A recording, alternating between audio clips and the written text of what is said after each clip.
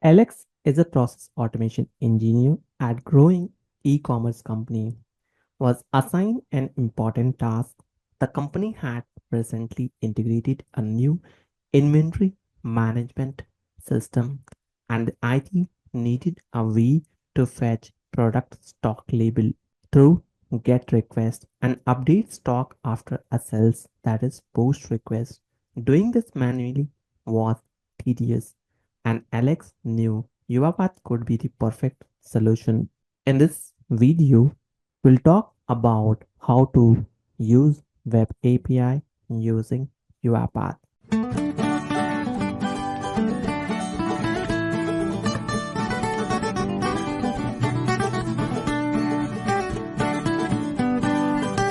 For performing this, we are going to use RESTful API.dev and UiPath Studio to make this happen.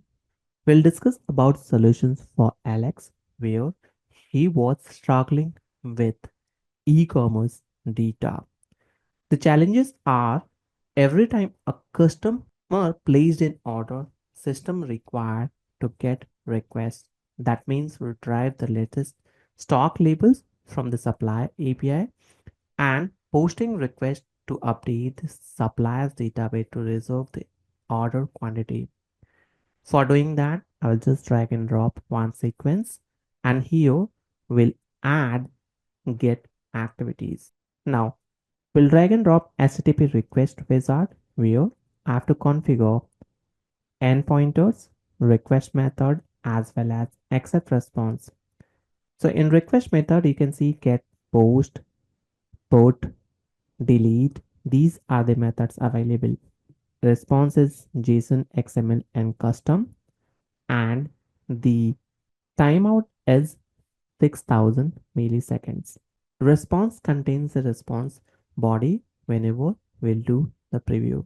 When we'll go back to the REST API, here is my endpointer where I will configure into the endpoint sections. We'll click on preview. It will fetch the detailed informations and try to give us the status code as 200. Method which we are using is get method and response. I wanted to have it in JSON format. Whenever we'll preview it, we'll have all those informations available. We'll click on OK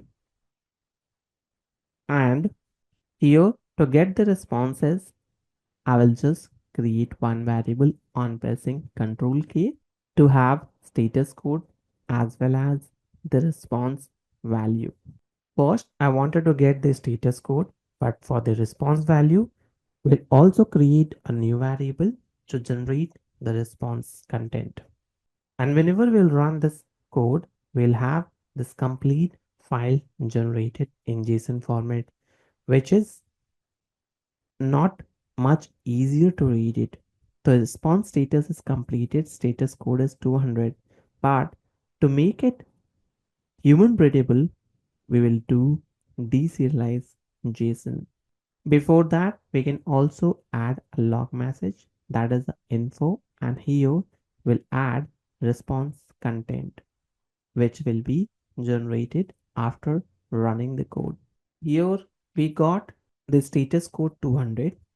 Along with that, the log message is also generated for the response body, which we have received from the HTTP request. It means a complete JSON data we extracted from this applications. Here we have ID, name, data, color, capacity. These all are attributes. If I wanted to get detail of these attributes, here we have square brackets, that is the root name, and then we have value. So whenever you'll see square brackets, we can extract the informations through deserialized JSON array. I will exactly add previous variables into the input of deserialized JSON array, and whatever response we'll get it through this, we will create a new variable as JSON array and we'll show it to log messages. So here we'll add informations and the log message, whichever variable we have created in previous activity, we'll call it here.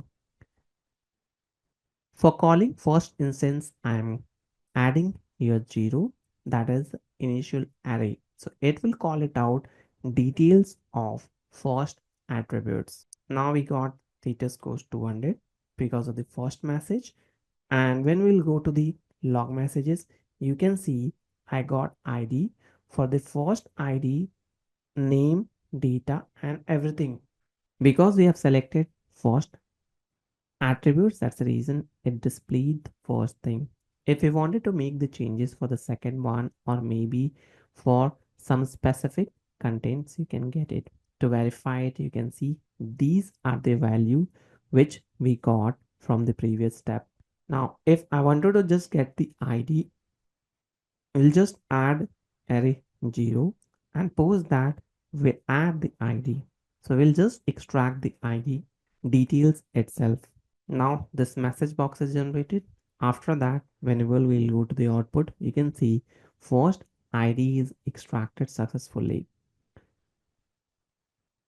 Similarly, we can also get for the name or data, whichever informations you want, you can just replace with it and you will have the right or accurate informations available. Now here you can see the first name is available for me. This is how we can get the informations with UiPath REST API call. If you want, even we can call it out data as well. So simple enough where we have to change the attribute name and we will get the response available in log messages. Now post that if I wanted to call out the capacity from the JSON file, we can also do that.